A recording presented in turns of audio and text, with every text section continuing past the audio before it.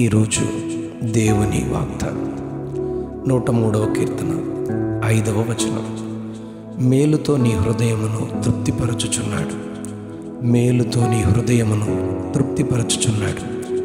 పక్షిరాజు యవనము వలె నీ యవనము క్రొత్తదగుచుండునట్లు మేలుతో నీ హృదయమును తృప్తిపరచుచున్నాడు.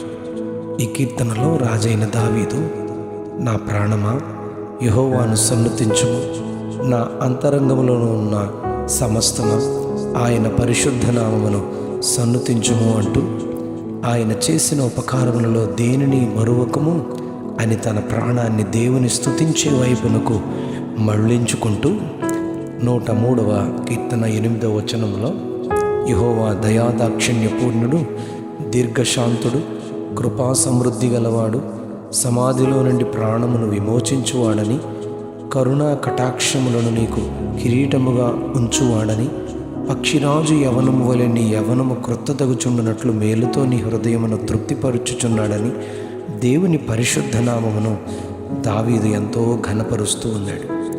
ఇక్కడ మేలు అని రాయబడింది, అనగా ఎవ్రీ గుడ్ థింగ్ అని రాయబడింది. యాకోబు పత్రిక 1వ అధ్యాయం 17వ వచనంలో every good gift and every perfect gift is from above అని రాయబడింది. అనగా శ్రేష్టమైన ప్రతి ఈవి, సంపూర్ణమైన ప్రతి వరము పరసంబంధమైనదై జ్యోతిర్మయుడగు తండ్రి యొద్ద నుండి వచ్చును అని యాకోబు చెప్తారు. ఆయనే దోషములను క్షమించువాడు, ఆయనే సంకటములన్నిటినీ కుదుర్చువాడు, ఆయనే సమాధి నుండి ప్రాణమును విమోచించువాడు, ఆయనే యవ్వనమును నూతనపరచువాడు అని ఇక్కడ చెప్తాడు. 65వ కీర్తన 4వ వచనంలో, ఆయన ఆవరణములలో నివసించున్నట్లు ఆయన ఏర్పరచుకొనువాడు ధన్యుడు, దేవుని పరిశుద్ధ ఆలయము చేత మందిరములోని మేలు చేత ప్రతి వారిని దేవుడే తృప్తిపరచువాడని రాయబడింది. 104వ కీర్తన 28వ వచనంలో, సకల జీవరాశులకు ఆయనే మంచి ఆహారమును ఇచ్చి వాటిని తృప్తిపరచుచున్నాడని చెప్పబడింది.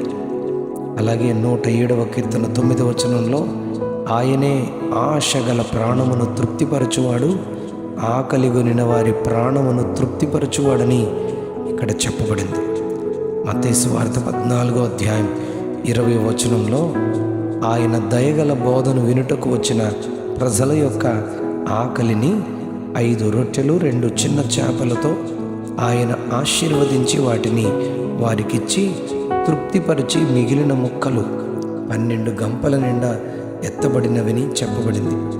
15వ అధ్యాయము మత్తయి సువార్త 37వ వచనంలో, మరొకసారి 7 రొట్టెలు చిన్న చేపలతో 7,000 మంది ఆకలిని తీర్చి వారి ప్రాణాన్ని ఆకలిని తృప్తిపరిచిన దేవుడని యేసయ్యను గూర్చి చెప్పబడింది.